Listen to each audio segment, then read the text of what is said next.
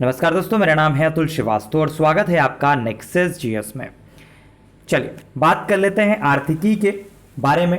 तो आर्थिकी जो है भारत और विश्व की, उसके बारे में हम लोग डिस्कस करेंगे। ये एक ऐसा टॉपिक है, एक ऐसी चीज़ है जहाँ से संबंधित क्वेश्चन पूछे भी जाते हैं और कोई भी बुक ऐसी नहीं है जहाँ पे इससे रिलेटेड शॉर्ट में चीज़ें दे दी जाएँ। तो जितनी भी बुक्स मार्केट में आती हैं उन सारी चीज़ों में सबसे बहुत बहुत ज़्यादा चीज़ें होती हैं जो मुझे लगता है कि कोई भी अगर तैयार करने की कोशिश भी करेगा तो उतना कोई डाटा तैयार कर सकता है। इसी वजह से नेक्सस जीएस की तरफ से एक नई पहल स्टार्ट की गई है, जैसे कि प्रत्येक बहुत बड़ी परीक्षा के पहले, बहुत बड़ी परीक्षा का मतलब है यूपीपीसीएस प्रीलिम्स हो या मेंस हो, और इसके अलावा समीक्षा अधिकारी का पेपर हो या फिर लोअर का एग्जामिनेशन हो जो कि आयोग के द्वारा कराया जाता है। तो इतनी एग्जामिनेशन के लिए हर साल या फिर हर 6 महीने में 1 ईयर करंट स्पेशल रिलीज़ की जाती है, जैसे कि 2 अक्टूबर 2020 को नेक्सस जीएस की प्रोफाइल पर रिलीज़ की गई है। आप यूट्यूब पर जाके देख सकते हैं।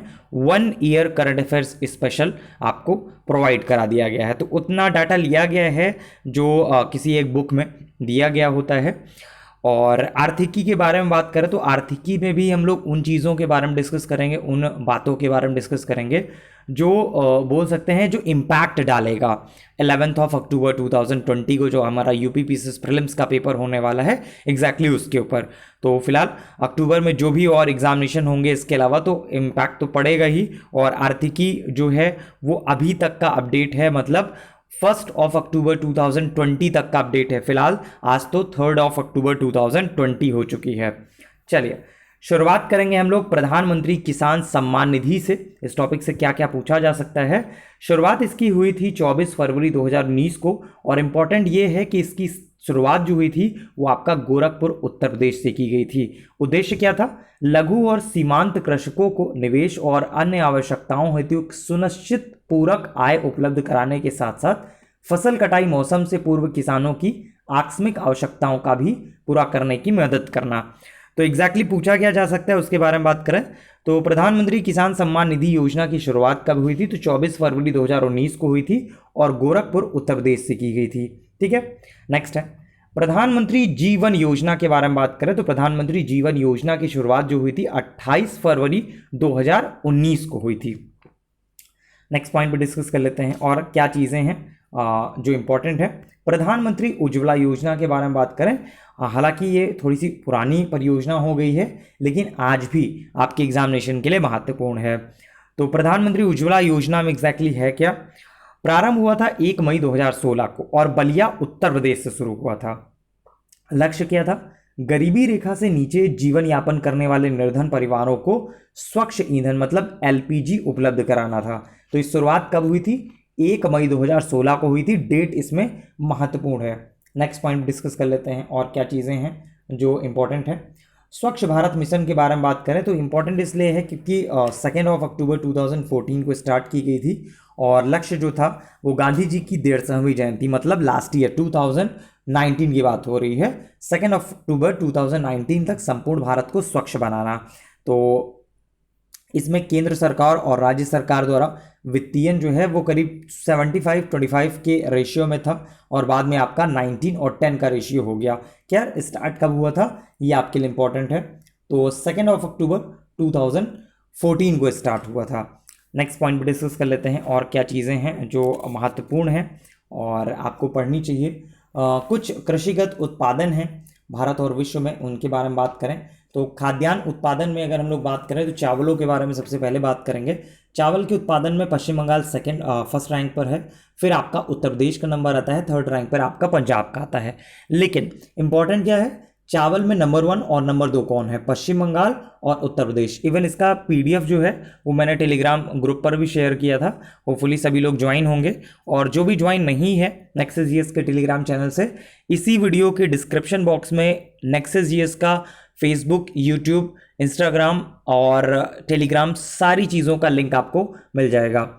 चलिए गेहूं के बारे में बात कर लेते हैं। तो गेहूं के उत्पादन में उत्तर प्रदेश का पहला रैंक है, पंजाब का सेकंड रैंक है और थर्ड है मध्य प्रदेश। इसमें आपका उत्तर प्रदेश और पंजाब पूछा जा सकता है। तो गेहूं के उत्पादन में कौन नंबर 1 है? उत्तर प्रदेश है। दालों के उत्पादन में नंबर 1 पे पूछा जाता है तो मध्य प्रदेश है। फिलहाल राजस्थान के बारे में जान लीजिए, दालों के उत्पादन में मध्य प्रदेश, फिर आपका राजस्थान, और 3rd रैंक पे आता है आपका उत्तर प्रदेश। ठीक है, कुल खाद्यान्न अगर उत्पादन के बारे में बात करें तो उत्तर प्रदेश पहले नंबर पे है, फिर आपका आता है Madhya Pradesh. Next point discuss कर लेते हैं और क्या चीज़ें इंपॉर्टेंट हैं। मूंगफली के बारे में बात करें तो आपने देखा होगा रिसेंट टाइम में जो आयोग का पेपर होता है तो उसमें मूंगफली के बारे में भी चीज़ें पूछी गई थी। 2017-18 के बाद की बात है। ठीक है, उसके बाद तो ये गायब हो गया, फिर दूसरी चीज़ें अपडेट होने लगी, लेकिन मूंगफली के बारे में भी आपको पता होना चाहिए। गुजरात पहले रैंक पे है, फिर है आपका राजस्थान। नेक्स्ट पॉइंट पे soybean. Soybean Madhya Pradesh number 1 पे है, इवन इसको सोया प्रदेश भी कहा जाता है। मध्य प्रदेश नंबर 1 पे है, फिर महाराष्ट्र का नंबर आता है। गन्ना के बारे में अगर हम लोग बात करें तो उत्तर प्रदेश नंबर 1 पे है, फिर आपका महाराष्ट्र का नंबर आता है। ये दोनों ही आपके लिए इंपॉर्टेंट है। नेक्स्ट है चावल के, अगर हम लोग वैश्विक के बारे में बात करें तो चीन नंबर 1 पे आता है, भारत आता है, फिर इंडोनेशिया। तो टॉप 3 जो है वो पूछा जाता है में। गेहूं में बात की जाए तो यहाँ पे भी स्थिति ये है, चीन और भारत नंबर 1 नंबर 2 है, 3rd रैंक पे आपका रूस आता है। दलहन के उत्पादन में भारत नंबर 1 पे है, इसके बाद पोलैंड का नंबर आता है। तो दलहन जो है सबसे ज़्यादा पूछा जाता है कि 1st रैंक पर कौन है, तो भारत है। सोयाबीन के बारे में अगर बात करें तो सोयाबीन के मामले में संयुक्त राज्य अमेरिका नंबर 1 पे है और 5वें नंबर पे है भारत। ठीक है, मसालों के बारे में बात करें तो भारत नंबर 1 पे आता है, फिर आपका आता है तुर्की, फिर आता है बांग्लादेश। प्राकृतिक रबर के बारे में अगर बात की जाए तो थाईलैंड नंबर 1 पे आता है, फिर आता है इंडोनेशिया, और 3rd रैंक पे आता है वियतनाम। इसके अलावा प्राकृतिक रबर के बारे में जैसे हम लोगों ने बात कर ली, थाईलैंड, इंडोनेशिया, वियतनाम, भारत और चीन, ये है आपका प्राकृतिक रबर के बारे में बातें। ठीक है, नेक्स्ट पॉइंट टॉपिक पर डिस्कस कर लेते हैं और क्या क्या चीज़ें हैं जो महत्वपूर्ण हैं। न्यूनतम समर्थन मूल्य तो फिलहाल अभी रिलीज़ किया गया है, तो आने की संभावना नहीं बनती है उसके। नवरत्न कंपनियों के बारे में बात करें तो नवरत्न एग्जैक्टली होता क्या है? यह सार्वजनिक उपक्रमों का एक विशिष्ट वर्ग है और इस धारणा का जो प्रारंभ है वो आपका 22 जुलाई 1997 को किया गया। एग्जैक्टली पूछा जा सकता है कि वर्तमान में नवरत्न कंपनियों की संख्या कितनी है, तो 14 है, और ये कंपनियां कितने करोड़ रुपए का स्वनिवेश कर सकती हैं स्वविवेक से, तो 1000 करोड़ रुपए तक का निवेश स्वविवेक से कर सकती हैं। महारत्न के बारे में बात करें तो यह नवरत्न की एक विशेष श्रेणी है और इस अवधारणा का जो प्रारंभ है वो 4 फरवरी 2010 को किया गया था। ठीक है, इसके अलावा पूछा जा सकता है कि महारत्न उपक्रमों की संख्या कितनी है, तो 10 है, 10। ठीक है, और इसके लिए कितना करोड़ रुपए होना चाहिए?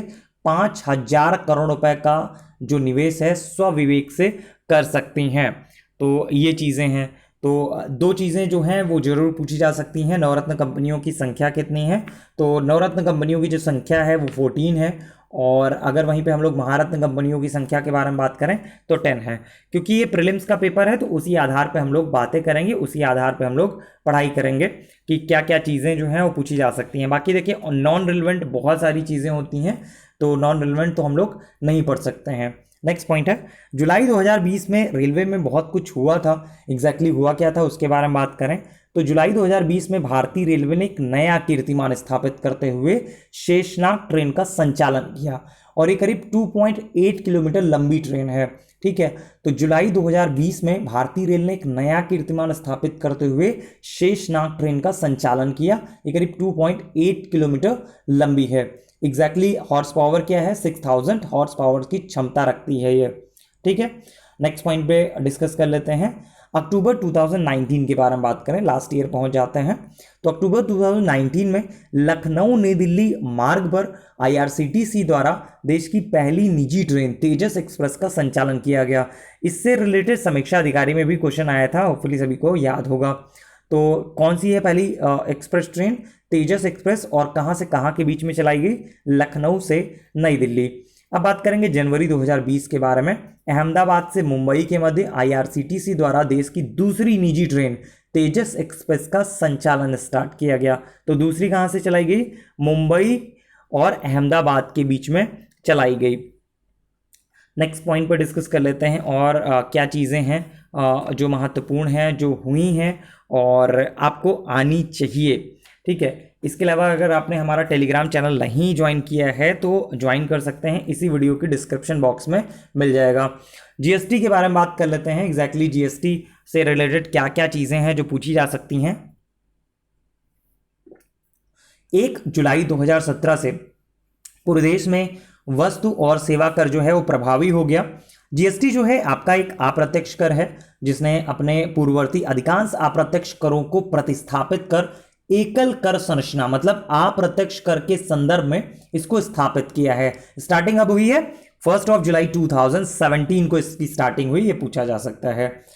तो इसके अतिरिक्त वस्तुओं और सेवाओं के अंतर्राज्यीय व्यापार पर आर्टिकल 269A(1) के तहत एकीकृत वस्तु और सेवा कर IGST लगाया गया। तो कौन से आर्टिकल के तहत लगाया गया ये पूछा जा सकता है। 269A(1) के तहत लगाया गया है। नेक्स्ट पॉइंट है संरचना क्या होती है जीएसटी परिषद की। तो अध्यक्ष जो होते हैं केंद्रीय वित्त मंत्री होते हैं, उपाध्यक्ष जो होते हैं सदस्यों में से कोई एक परिषद द्वारा विनिश्चित अवधि के लिए चुना जाता है। सदस्य जो होते हैं उनके बारे में बात करें तो केंद्रीय राज्य मंत्री, राजस्व या फिर वित्त प्रभाव वाला, इसके अलावा राज्यों के वित्त या फिर कर मंत्री या जिन्हें राज्य नामित करे, इस टाइप से। तो जीएसटी में थोड़ा बहुत चेंजेस हुआ है। जीएसटी के अंतर्गत 40 लाख रुपए, पहले 20 लाख रुपए थे, अभी हो गए हैं 40 लाख। तो 40 लाख तक का वार्षिक कारोबार करने वाले छोटे व्यापारियों को जीएसटी के दायरे से बाहर रखा गया है। नेक्स्ट पॉइंट है मानव विकास सूचकांक 2019 के बारे में बात करें तो थोड़ा सा पुराना है, इंपॉर्टेंट है। तो मानव विकास रिपोर्ट 2019 में भारत की जो रैंक है 129 है और HDR 2019 में पॉइंट्स के बारे में बात की जाए तो 0.647 इसके पॉइंट्स हैं और ये पॉइंट्स पूछे जाते हैं मानव विकास सूचकांक में। 3 आधारों पर मानव विकास सूचकांक रिलीज किया जाता है। पहला तो जीवन प्रत्याशा सूचकांक, दूसरा है शिक्षा सूचकांक और तीसरा है आय सूचकांक, ठीक है। और अगर फर्स्ट रैंक पे बात की जाए तो नॉर्वे है, सेकंड रैंक पर स्विट्जरलैंड, थर्ड पे आयरलैंड, नंबर 1 मैंने बोल दिया। जो सबसे ज़्यादा जरूरी है किस आधार पर किया जाता है और भारत की रैंक कितना था और नंबर कितने थे, मार्क्स कितने थे। तो HDR 2019 में भारत 0.647 पॉइंट्स के साथ 129th रैंक पर था। इसके अलावा नेक्स्ट पॉइंट पर डिस्कस कर लेते हैं IMD विश्व प्रतिस्पर्धात्मक रैंकिंग 2020 के बारे में बात करें। 16 जून को रिलीज किया गया। डेट इंपॉर्टेंट नहीं है, इंपॉर्टेंट ये है कि कौन सी रैंक पर है भारत। तो भारत जो है 43rd रैंक पर है, 43वें नंबर पर है। नेक्स्ट है अंतर्राष्ट्रीय बौद्धिक संपदा सूचकांक 2020 के बारे में बात करें तो भारत की जो रैंक है 40 नंबर पर है। अंतर्राष्ट्रीय बौद्धिक संपदा सूचकांक 2020 में भारत जो है 40वें स्थान पर है। नेक्स्ट है वैश्विक प्रतिस्पर्धात्मक रिपोर्ट 2019 के बारे में बात करें तो इस रैंक पर भारत कौन नंबर पे है। तो भारत जो है 68th रैंक पर है, 68वें स्थान पर है। नेक्स्ट है भ्रष्टाचार बोध सूचकांक 2019। तो ये रिलीज किया गया था थोड़ा सा पहले जनवरी 2020 में, लेकिन भारत की रैंक कितनी है ये पता होना चाहिए, 78वें नंबर पर है भारत। नेक्स्ट है आर्थिक स्वतंत्रता सूचकांक 2020, भारत की रैंक कितनी है, 120वें नंबर पर है भारत, ठीक है। नेक्स्ट है वैश्विक प्रतिभा प्रतिस्पर्धा सूचकांक 2020 के बारे में अगर हम लोग बात करें तो वैश्विक प्रतिभा प्रतिस्पर्धा सूचकांक 2020 में भारत की जो रैंक है वो 72 नंबर पे है, 72वें स्थान पर है। नेक्स्ट है जलवायु परिवर्तन प्रदर्शन सूचकांक के बारे में बात कर लेते हैं। तो जलवायु परिवर्तन प्रदर्शन सूचकांक 2020 में भारत की जो रैंक है वो 9th नंबर पे है और ये जो रैंक है सबसे पहली बार 2005 में रिलीज की गई थी और जलवायु परिवर्तन प्रदर्शन सूचकांक 2020 में स्वीडन जो था वो पहले स्थान पर है। नेक्स्ट पॉइंट पे डिस्कस कर लेते हैं वैश्विक लैंगिक अंतराल सूचकांक के बारे में बात करें तो 2020 की जो रैंक आई है उसमें भारत जो है 112वें नंबर पर है। नेक्स्ट पॉइंट है वैश्विक नवाचार सूचकांक 2019, ये अभी भी इंपॉर्टेंट है और भारत की जो रैंक है वो 52 नंबर पर भारत है। नेक्स्ट पॉइंट डिस्कस कर लेते हैं फॉर्च्यून ग्लोबल 500 सूची 2020 रिलीज की गई अगस्त 2020 में। कौन इसमें पहले नंबर पर है, तो इस सूची में शीर्ष इस वर्ष जो है करीब 7 भारतीय कंपनियां जो है स्थान बनाने में सफल रही हैं, और इन 7 कंपनियों में भी 4 सार्वजनिक क्षेत्र के उपक्रम हैं। तो नेक्स्ट पॉइंट भी डिस्कस कर लेते हैं। पर्यावरण प्रदर्शन सूचकांक 2020 ये रिलीज किया गया था जनवरी 2020 में, और क्लास में तो फिलहाल बहुत बार डिस्कस हुआ है इसके बारे में। 168th रैंक पर है पर्यावरण प्रदर्शन सूचकांक 2020 में भारत। नेक्स्ट पॉइंट भी डिस्कस कर लेते हैं और क्या चीज़ें हैं जो आर्थिकी में आ सकती हैं और आपको लगे कि हाँ हमसे कुछ छूटे ना एग्जामिनेशन के पहले, तो इसी वजह से हर एक चीज़ का शॉर्ट फॉर्म में आपको दे दिया जाता है, सारांश आपको दे दिया जाता है। चलिए नेक्स्ट टॉपिक पे डिस्कस करेंगे और क्या क्या चीज़ें हैं जो इंपॉर्टेंट हो सकती हैं। भारत वन स्थिति रिपोर्ट 2019 ये इंपॉर्टेंट है, रिलीज़ की गई थी रिपोर्ट। इसमें इंपॉर्टेंट ये है कि पहली जो भारत वन स्थिति रिपोर्ट है वो वर्ष 1987 में रिलीज़ की गई थी, तैयार की गई थी, और श्रृंखला की 16वीं भारत वन स्थिति रिपोर्ट 2019 जो है ISFR 2017 जो है वो 30 दिसंबर 2019 को पर्यावरण वन और जलवायु परिवर्तन मंत्री जो हैं उन्होंने रिलीज़ किया था। इंपॉर्टेंट ये है कि पहली बार कब हुआ था, तो 1987 में हुआ था, और ISFR 2019 में कुछ चीज़ें जो हैं वो महत्वपूर्ण हुई हैं। वो क्या क्या चीज़ें हैं अगर हम लोग उनके बारे में बात करें तो बहुत सारी ऐसी चीज़ें हैं जो एग्जामिनेशन के पॉइंट से काफ़ी रिलेवेंट हैं। जैसे कौन से नंबर की श्रृंखला है, तो 16वीं नंबर की थी, और भारत वन स्थिति रिपोर्ट जो है 2 वर्ष पर देहरादून स्थित भारतीय वन सर्वेक्षण विभाग द्वारा रिलीज किया जाता है।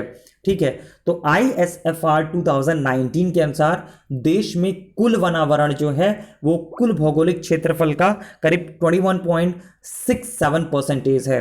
ठीक है, और इसके बारे में अगर हम लोग इसके बारे में और बात करें तो कुल भौगोलिक क्षेत्र का करीब 2.89% है ये। ठीक है, तो ISFR 2019 के अनुसार राज्यों में क्षेत्रफल की दृष्टि से सर्वाधिक जो अभिलिखित वन क्षेत्र है उनमें आपका मध्य प्रदेश आता है, महाराष्ट्र आता है, उड़ीसा आता है, छत्तीसगढ़ और अरुणाचल प्रदेश। ये आपको याद करने की जरूरत है। रिपीट कर देता हूं, राज्यों में क्षेत्रफल की दृष्टि से सर्वाधिक अभिलिखित वन क्षेत्र वाले राज्य तो मध्य प्रदेश, महाराष्ट्र, उड़ीसा, छत्तीसगढ़ और अरुणाचल प्रदेश। ठीक है, इसके अलावा बात करें तो ISFR 2019 के अनुसार ही क्षेत्रफल की दृष्टि से सर्वाधिक वनावरण वाला राज्य कौन सा है, मध्य प्रदेश, अरुणाचल प्रदेश, छत्तीसगढ़, ये है आपका टॉप पे। ठीक है, नेक्स्ट पॉइंट डिस्कस कर लेते हैं और क्या क्या चीज़ें हैं जो पूछी जा सकती हैं परीक्षाओं में, और आपको ये लगे कि हम बहुत ज़्यादा हमारे पास टाइम नहीं है। ऑब्वियस सी बात है, मैक्सिमम लोगों के पास इतना टाइम नहीं होता है कि वो 10-10 किताबें पढ़ सके, इसी वजह से आपके लिए शॉर्ट में चीज़ें कर दी जाती हैं जिससे आपका टाइम भी बचे और आप उन चीज़ों को तैयार करें जो एग्जामिनेशन के पॉइंट ऑफ व्यू से रिलेवेंट हैं। देखिए किताबों में सारी चीज़ें मौजूद हैं, बस ये है कि रिलेवेंट क्या है जो हमें पढ़ने की ज़रूरत है और इवन हमें याद रखने की ज़रूरत है, तो वो आपको इस वीडियो में बताया जाएगा। और इसके अलावा जो नेक्सस जीएस के यूट्यूब चैनल पर आपको अपलोड किया गया है लास्ट करंट अफेयर्स का पार्ट, तो वो भी आप देख सकते हैं, वो भी आपको काफ़ी ज़्यादा प्रॉफिट देगा। नेक्स्ट है कोयले के बारे में बात करें तो कोयले का जो संचित भंडार है उसके बारे में बात करें तो झारखंड नंबर 1 पे है, फिर उड़ीसा का आता है, फिर छत्तीसगढ़ का नंबर आता है।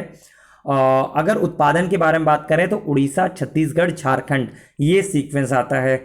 बॉक्साइट के उत्पादन के बारे में अगर हम लोग बात करें तो उड़ीसा, गुजरात, झारखंड। फिलहाल तो उड़ीसा ज़्यादा पूछा जाता है, वो आपको पता होना चाहिए, और वैसे भी अब उसका नाम ओडिशा हो चुका है। नेक्स्ट है बॉक्साइट के उत्पादन में अगर वर्ल्ड में बात की जाए तो ऑस्ट्रेलिया पूछा जाता है। ठीक है, ऑस्ट्रेलिया नंबर 1 पे है कई वर्षों से, फिर इसके बाद चीन आता है, फिर गिनी आता है, लेकिन इंपॉर्टेंट आपके लिए ऑस्ट्रेलिया है। तो बॉक्साइट के उत्पादन में नंबर 1 कौन है, ऑस्ट्रेलिया। नेक्स्ट है हीरे के संचित भंडार के बारे में बात करें तो रूस है, फिर कांगो आता है, फिर ऑस्ट्रेलिया आता है। तो इंपॉर्टेंट ये है कि नंबर 1 पे कौन है, तो रूस नंबर 1 पे आता है। नेक्स्ट है विश्व में हीरे के उत्पादन के दृष्टिकोण से बारे में बात करें तो संचित भंडार में मैंने बताया रूस, कांगो, ऑस्ट्रेलिया, और वहीं पे अगर हीरे के उत्पादन के बारे में बात करें तो रूस इसमें भी नंबर 1 पे है, फिर बोत्सवाना आता है, फिर कनाडा आता है। तो मतलब हीरे का नाम आया तो आप रूस लगा दीजिएगा, आंसर आपका सही हो जाएगा। स्वर्ण उत्पादन में मतलब गोल्ड उत्पादन में तो चीन, ऑस्ट्रेलिया, रूस। ठीक है, तो ये सीक्वेंस है स्वर्ण उत्पादन में। और भंडारण के बारे में अगर बात की जाए तो ऑस्ट्रेलिया, दक्षिण अफ्रीका और रूस, ये आपका सीक्वेंस आ जाता है। फिलहाल स्वर्ण उत्पादन के बारे में ज़्यादा पूछा जाता है तो इसमें चीन नंबर 1 पे है। नेक्स्ट है कच्चे तेल के बारे में काफ़ी पूछा जाता है, वेन चर्चा में भी था इस वर्ष, क्योंकि बहुत ज़्यादा इसका जो डैमेज हुआ प्राइस को लेकर, तो कोविड बहुत बड़ा रीज़न था जिसमें। तो कच्चा तेल संचित भंडार के मामले में अगर बात की जाए तो वेनेजुएला, सऊदी अरब, कनाडा, ईरान, इराक, रूस, ये आपका सीक्वेंस है। लेकिन इंपॉर्टेंट ये है कि वेनेजुएला, सऊदी अरब, कनाडा, ये 3 सीक्वेंस आपको पता होने चाहिए। कच्चे तेल के संचित भंडार में वेनेजुएला, सऊदी अरब और कनाडा, ये आपका सीक्वेंस है। नेक्स्ट है विश्व में कच्चे तेल के उत्पादन के बारे में बात करें तो अमेरिका, सऊदी अरब, रूस, ये आपका सीक्वेंस आता है उत्पादन की दृष्टिकोण से। प्राकृतिक गैस के बारे में बात करें तो प्रमाणित जो विश्व भंडार है वो उसमें आपका रूस नंबर 1 पे आता है, फिर ईरान, फिर कतर।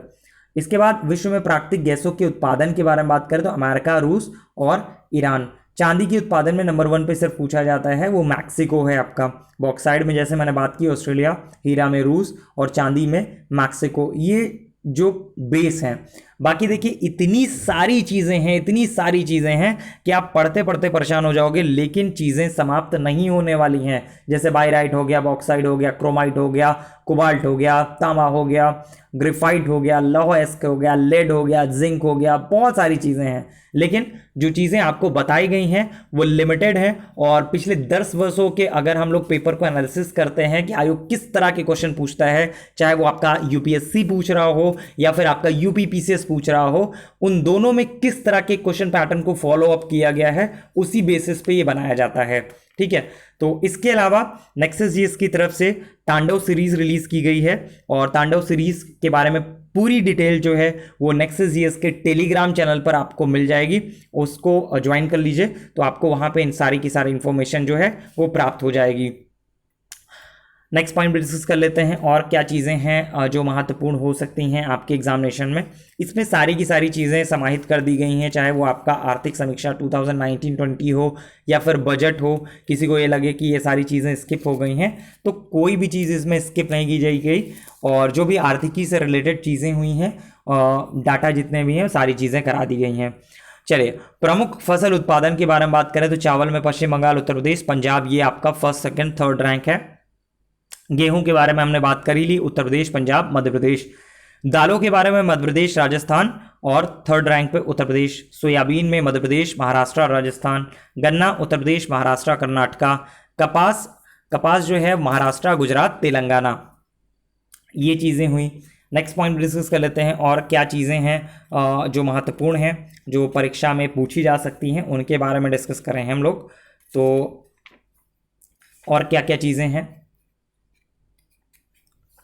हाँ, 15वें वित्त आयोग की प्रथम रिपोर्ट के बारे में अगर हम लोग बात करें तो 15वें वित्त आयोग के जो अध्यक्ष हैं इनके बारे में पूछा जा सकता है। एनके सिंह साहब हैं और इस प्रथम रिपोर्ट में आयोग ने विभाजन योग्य राजस्व में वित्त वर्ष 2020-21 हेतु राज्यों के लिए करीब 41% की सिफारिश की, जो अब तक 42% थी। ठीक है, 42% थी, तो अब 41 के लिए सिफारिश की गई है।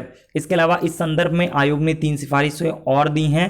कर आधार को व्यापक बनाना, करों की दर को आसान बनाना, सभी स्तरों पर कर प्रशासन की क्षमता। खैर जो सबसे इंपॉर्टेंट है 15वें वित्त आयोग के अध्यक्ष कौन है, एनके सिंह साहब। नेक्स्ट है उत्तर प्रदेश आर्थिक समीक्षा 2019-20 के बारे में बात करें तो भारत की जीडीपी में करीब 8.8% की योगदान के साथ महाराष्ट्र व तमिलनाडु के बाद उत्तर प्रदेश जो है वो तीसरे स्थान पर आता है। और हर एक जगह के डैमेज कंट्रोल के बाद, डैमेज के बाद उत्तर प्रदेश में भी काफ़ी इकोनॉमिक डैमेज हुआ है कोरोना की वजह से। नेक्स्ट है उत्तर प्रदेश भारत में सर्वाधिक दुग्ध उत्पादक करने वाला प्रदेश है। तो भारत जो है विश्व में सर्वाधिक दुग्ध उत्पादक देश भी है।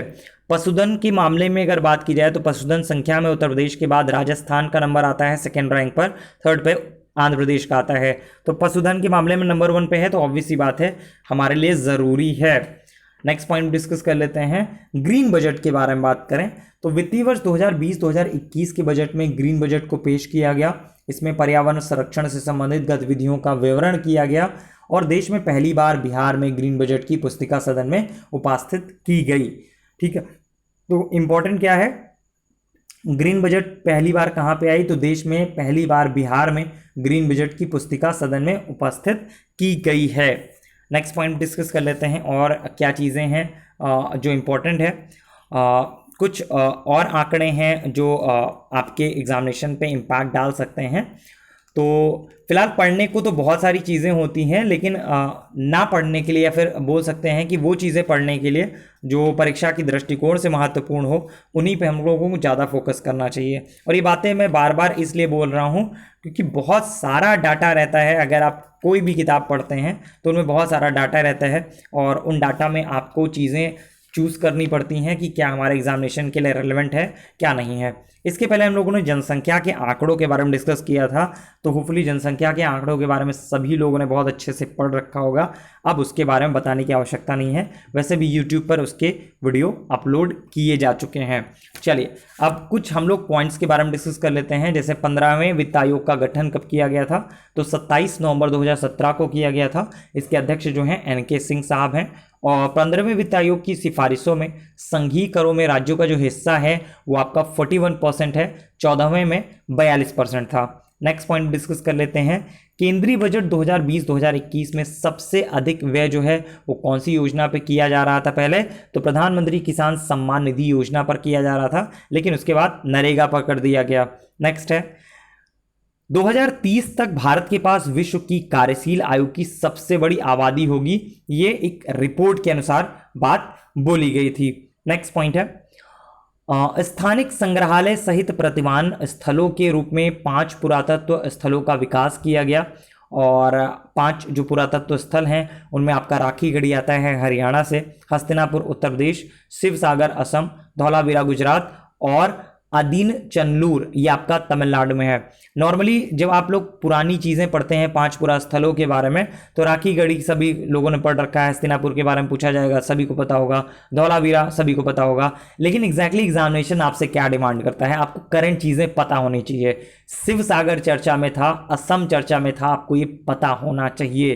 ठीक है, एग्जामिनेशन में पूछा जाता है नहीं वो तो अलग केस है, लेकिन पूछे जाने की संभावना प्रबल है इतिहास के पोर्शन में। ठीक है, तो शिवसागर कहाँ पे है? असम में है। और अदिच नल्लूर कहाँ पे है? ये है आपका तमिलनाडु में। इसी तरह के प्रश्न जो हैं वो पूछे जाते हैं आपके एग्जामिनेशन में, और आपको नहीं आते हैं तो आपको लगता है अरे यार पेपर का पैटर्न कैसे बदल गया और पेपर अब पहले जैसा नहीं आता है। तो पेपर का ऑब्वियस सी बात है, पैटर्न हर बार चेंज होता है, नया इसमें कुछ भी नहीं है। कोई सेम पैटर्न पे पेपर नहीं सेट किया जा सकता, पैटर्न आपका बदलता रहता है, चीज़ें बदलती रहती हैं। चलिए भारतीय अर्थव्यवस्था को 5 ट्रिलियन के बारे में बात कही गई थी। तो भारतीय अर्थव्यवस्था को 2025 तक 5 ट्रिलियन डॉलर की अर्थव्यवस्था बनाने का लक्ष्य रखा गया था। फिलहाल अभी लक्ष्य कायम है क्योंकि 2025 अभी आया नहीं है। नेक्स्ट है दुग्ध उत्पादन के मामले में भारत का जो है विश्व में पहला स्थान है। नेक्स्ट पॉइंट डिस्कस कर लेते हैं। वैश्विक स्तर पर जापान को पीछे छोड़ते हुए करीब 6% वैश्विक हिस्सेदारी के साथ कच्चे इस्पात के उत्पादन में भारत जो है विश्व में सेकेंड रैंक पर पहुंच चुका है। पहले नंबर पर चीन है, तो पहले नंबर पर चीन, फिर आपका भारत का नंबर आता है, थर्ड नंबर पे जापान का नंबर आएगा। नेक्स्ट पॉइंट डिस्कस कर लेते हैं। ISFR रिपोर्ट के बारे में हम लोगों ने डिस्कस कर ही लिया है बहुत अच्छे से। नेक्स्ट पॉइंट डिस्कस कर लेते हैं। रोजर फेडरर के बारे में बात करें तो फोर्ब्स द्वारा जारी विश्व के 100 उच्चतम भुगतान पाने वाले एथलीटों की जो सूची आई है 2020 की, तो उसमें शीर्ष स्थान पर रोजर फेडरर रहे हैं, स्विट्जरलैंड के हैं ये। नेक्स्ट पॉइंट डिस्कस कर लेते हैं। आत्मनिर्भर भारत अभियान के अंतर्गत मनरेगा के लिए आवंटन में 40,000 करोड़ रुपए की वृद्धि की गई थी। तो आपसे पूछा जा सकता है कितने हजार करोड़ रुपए की वृद्धि हुई थी? तो 40,000 करोड़ रुपए की वृद्धि हुई थी। नेक्स्ट पॉइंट है भारतीय रिजर्व बैंक के गवर्नर जो हैं उन्होंने हाल ही में माड़ी ऐप रिलीज किया है, और ये आपका दृष्टिबाधित लोगों की मदद के लिए रिलीज किया गया है। फिलहाल जनवरी में रिलीज किया गया था। चलिए, तो जो भी सारांश था बोल सकते हैं कि इस आर्थिकी का, तो आर्थिकी भारत और विश्व है तो बहुत सारा, लेकिन शॉर्ट में किया गया उसको, और उन्हीं चीज़ों पर फोकस किया गया जो एग्जामिनेशन के लिए रेलेवेंट थे। होपफुली इसी वीडियो से आपको आर्थिकी से संबंधित जो भी क्वेश्चन आपके एग्जामिनेशन में पूछे जाएंगे वो सारा का सारा डाटा आपको इसी वीडियो में मिल जाएगा। तो वीडियो आपको 2 से 3 बार देखना है, होपफुली चीज़ें जो है वो आपके लिए तैयार हो जाएंगी। चलिए, नेक्सस जीएस के यूट्यूब चैनल को सब्सक्राइब कर लीजिएगा और टेलीग्राम चैनल जरूर से जरूर ज्वाइन कर लीजिएगा, क्योंकि वहाँ पे सारी की सारी नोटिफिकेशन मिलती रहती हैं। फिलहाल आज की डेट तक 19,000 प्लस लोग टेलीग्राम चैनल पर जुड़ चुके हैं, 19,000 से ज़्यादा लोग जुड़ चुके हैं। हमारा परिवार जो है वो नेक्सस जीएस का टेलीग्राम चैनल पर करीब 19,000 प्लस लोगों का हो चुका है। चलिए फिलहाल के लिए इतना ही। Thank you so much.